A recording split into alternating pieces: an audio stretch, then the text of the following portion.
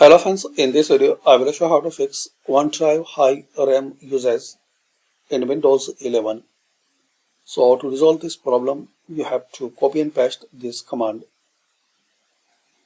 So I will give in description. So copy, click on start and paste here. Then press enter.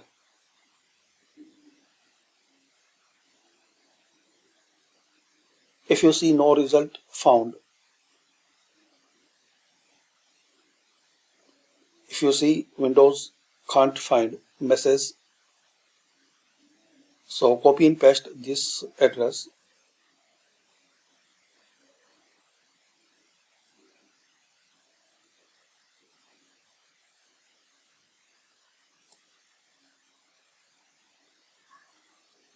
So it will fix and resolve the problem.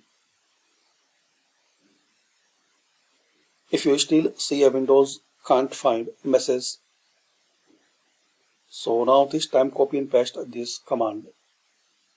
So this is the way guys you can fix and resolve OneDrive high RAM usage in Windows 11. Thanks for watching. Comment any method work for you or not.